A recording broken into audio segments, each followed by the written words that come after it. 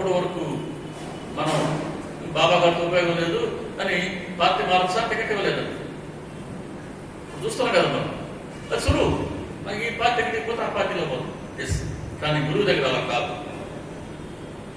ఆయన పెట్టే పరీక్ష అలా, పరీక్ష ప్రతిదీ పరీక్ష, ప్రతిరోజు పరీక్ష, ప్రతిరోజు పరీక్ష.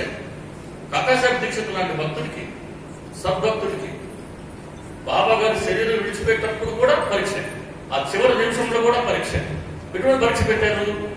విజయదశమి రోజు బాబా గారు ఏమవుతుందో, ఆయన ఎప్పుడు శరీరం విడిచిపెడతారో అని అందరూ బాధపడుతుంటే మధ్యాహ్నం భోజనానికి పోయిరమ్మన్నాడండి. వెళ్ళి వాడాకి వెళ్ళి భోజనం చేసినండి పూర్తిని దీక్షిత్ లాంటి పెద్దవాడు అసలు అటువంటి పరిస్థితిలో ఉంటే భోజనం చేయాలని మనం బయట పోవద్దు అవుతా. కానీ బాబా గారు చెప్పారు, వాడాకి వెళ్ళి భోజనం చేసి రండి అన్నారు. ఏం చేయాలి ఇప్పుడు? బాబా గారి మాట వినాలన్నా, లేదు బాబా గారి పట్ల ప్రేమతో బాబా గారి దగ్గర కూర్చోవాలన్నా? బాబా గారి దగ్గర కూర్చుంటే మనకు ప్రేమ ఉంది, కానీ గురువు మాట మనం లక్ష్య పెట్టనట్టు, అంటే శ్రద్ధను మనం సమర్పించనట్టు. కాబట్టి గురువు మాటని ఆజ్ఞని పాటిస్తేనే శ్రద్ధ. కాబట్టి అక్కడ కూడా ఆ క్షణంలో కూడా దీక్షిత్ గారికి పరీక్ష అలా ఉంటుంది. గురువు దగ్గర ఎన్నెన్నో పరీక్షలు, ఇవన్నీ మన శ్రద్ధకి, సహనానికి పరీక్ష. కాబట్టి ఈ పుష్పం పుష్పించేంత వరకు భక్తి మొక్కని శ్రద్ధ అనే కంచె ద్వారా నిష్ఠగా ప్రతిరోజు గమనిస్తూ మనం గమనిస్తుండాల్సిందే. భక్తిని మనం సరుపుతూ ఉండాల్సిందే. భక్తి ఎలా పెరుగుతుంది అన్న రామకృష్ణ పరమహంస గారు ఒక భక్తుడు, భక్తి సరిపితే వస్తున్నాను ఆయన, నిరంతర అభ్యాసం. ఈరోజు చాలా మంది అక్కులు చెల్లెళ్ళు వంటలు అద్భుతంగా చేస్తారు, ఇప్పుడు చాలా బాగా చేస్తున్నారు. ఎస్, ఇప్పుడు మీరు ఎక్స్పర్ట్స్ ఆ వంటకం చేయడంలో. కొన్నేళ్ల క్రితం లేదు, కానీ మీరు చేయంగా ఈరోజు ఇంకా నిపుణత వచ్చింది.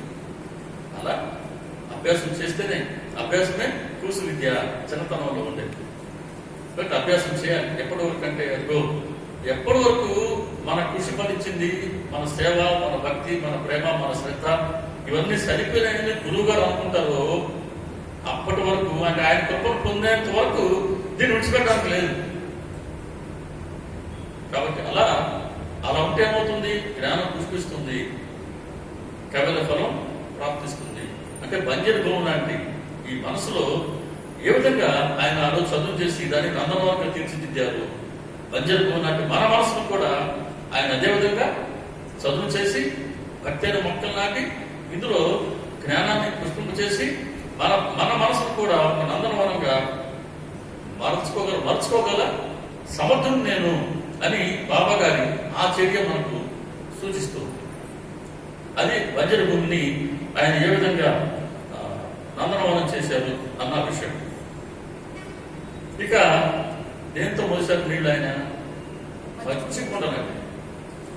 ఆ 4-5 వాక్యాలు చదివేసి తర్వాత పేరాలకు వెళ్ళిపోవచ్చు మనం. ఇంకో 2-3 పేరాలు చదివితే అధ్యాయం పూర్తి అయిపోతుంది. అమ్మయ్య, ఈరోజు పారాయణ పూర్తి అయిపోయింది దేవుడా. అది కాదండి. 7 అధ్యాయులు అంటే మనం సప్తాహం చేస్తున్నాం. 7 అధ్యాయులు ఆ రోజు చదవాలనుకున్నాం. ఎందుకు పరుగులు? ఎక్కడ పరిగిస్తున్నాం? పరిగిస్తే ఎంతకాలం పరిగిస్తాం? పరిగిస్తూ వద్దనే ఎంత అసలు అర్ధ అధ్యాయం చదవగలిగామా? సగం అధ్యాయం చదవగలిగామా? సగమే చదివినంతసేపు మనసు పెట్టి ఆ చదువుతున్నది మనసుకు పట్టేలా చదివితే ఆ గ్రంథం యొక్క ప్రయోజనం ఏదైతే ఉందని బాబా గారు ఆ గ్రంథాన్ని ఇచ్చారో అది మనకు సిద్ధిస్తుంది. ఇక్కడ రోజు ఆయన పచ్చికుండతోనే నీరు మోసారు. పచ్చికుండ నీరు పట్టుకుంటుందా? దాన్ని మనం పట్టుకొని పైకి లేపగలమా? లేదు. పచ్చికుండ వెంటనే ఇచ్చుకోవాలి, నీరు పట్టగానే కరిగిపోవాలి. మరి అటువంటి పచ్చికుండతో సాయంత్రం వరకు నీరు మోసారు బాబా గారు. అన్ని మొక్కలకి నీరు మోసారు బాబా గారు. సరే, సాయంత్రం సరే బాబా గారు ఏదో మాయ చేశాడులే అని కాసేపు అనుకుంటే తీసుకెళ్లి సాయంత్రం వేప చెట్టు కింద ఆయన కోర్లు ఇచ్చాడు. వేప చెట్టు కింద పెట్టగానే అంటే ఆయన వేప చెట్టు కింద పెట్టి ఆయన చేయి తీసింగానే అవి పచ్చివి కావడం చేత వెంటనే విచ్చుకున్నాయి. ఇక్కడ మనం గ్రహించాల్సింది ఏంటి? ఇది పచ్చిదే, దాని సహజ గుణం అదే, అందులో అనుమానం లేదు. కానీ సహజ గుణం మంచితనమే అయినప్పటికీ సాయంత్రం వరకు కాల్చిన కొండలు ఉన్న పక్కతని అవి సంతరించుకున్నాయి.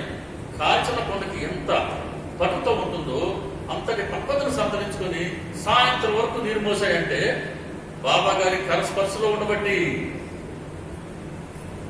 ఇప్పుడు బోధించిన తర్వాత బాబా గారి కరస్పర్శకు దూరం అయ్యేసరికి మళ్ళీ సహజంగా ఉండే పచ్చితనం వచ్చింది, అవి ఇచ్చుకున్నాయి. అది అత్యంత సహజం. కాబట్టి ఇక్కడ మనం గ్రహించాల్సింది ఏంటి, ఈ చర్యలో మనం గ్రహించాల్సింది ఏంటి అని అంటే బాబా గారి కరస్పర్శకు ఉన్న విశిష్టత. ఆయన కరస్పర్శలో ఉంటేనే పచ్చికొండకి కాల్చిన కొండకుండే పక్కతో వచ్చింది. మరి పచ్చికొండలు ఎక్కడ ఉన్నాయి? మళ్ళీ ఆన్సర్ ఒకటే, మన మనసులో అరిచేవారు గారు ఉన్నంత వరకు ఇది పచ్చికొండే, చాలా మంచిది. పచ్చికొండ అయితే ఆ మట్టిని ఆయన వచ్చేసి ఆయన ఏ రకం కావాలో ఆ రకంగా మలుచుకుంటాడు. అదే కాల్చకుండా పగిలిపోయింది అనుకో, ఇంకా దేని పనికి వస్తుంది? దేనికి పనికిరాదు. కాబట్టి పచ్చికొండగా ఉండటం కూడా మంచిదే. ఆయనకి అటువంటి పచ్చికొండలే కావాలా అంటాడు. రోజు ముందే డబ్బులు ఇస్తున్నాడు బాబా గారు వామంతాకి కుమ్మరాడికి ఎటువంటి శ్రమ లేకుండా. అంటే కుమ్మరాడు మళ్ళీ పచ్చికొండ కాల్చాలి కదా, వాడి సమయం పట్టుద్ది కదా, వాడికి ఆ శ్రమ కూడా ఇవ్వకుండా ఈయనే పచ్చికొండతోనే నీరు మోస్తున్నాడు. కాబట్టి బాబాగారి కరస్పర్శ ఎంతటి పవిత్రమైనదో, ఎంతటి శక్తివంతమైనదో గమనించాలి. ఆయన కరస్పర్శ చాలంట. ఎండి మోడు బారిపోయిన చెట్టు కూడా మంచి వేసవి కాలంలో కూడా చుక్క నీరు లేకుండానే అది బాగా పుష్పించి ఫలాలు లభించేలా చేస్తుంది. అంతటి కరస్పర్శకి అంతటి శక్తి ఉంది బాబాగారి కరస్పర్శకి. కాబట్టి ఇక్కడ మనం నేర్చుకోవాల్సింది, గ్రహించాల్సింది ఏంటి అని అంటే మనం ఆయన కరస్పర్శలోనే ఉండాలి.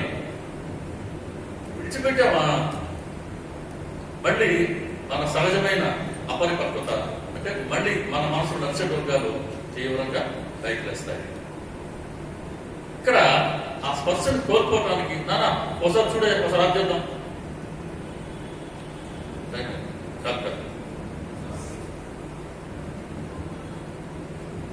సరే, ఇక్కడ కరస్పర్శని కోల్పోవడానికి రెండు అవకాశాలు. ఒకటి మనగా మనం కోల్పోవడం, రెండు ఆయన మనల్ని విడిచిపెట్టడం కదా. ఈ రెండు మార్గాల్లో మనం కరస్పర్శను కోల్పోయే అవకాశం ఉంది కదా. మొదటి చూద్దాం. ఆయన కరస్పర్శని మనగా మనం కోల్పోవడం ఎలాగుంటుంది. దీనికి 19వ అధ్యాయం బాబాగారి గురువుని బాబాగారు ఎలా సేవించుకున్నారో చెప్తూ బాబాగారి గురువు గొప్పతనాన్ని బాబాగారు చెప్తారు. అంటే మళ్ళీ ఆఫ్ చేస్తే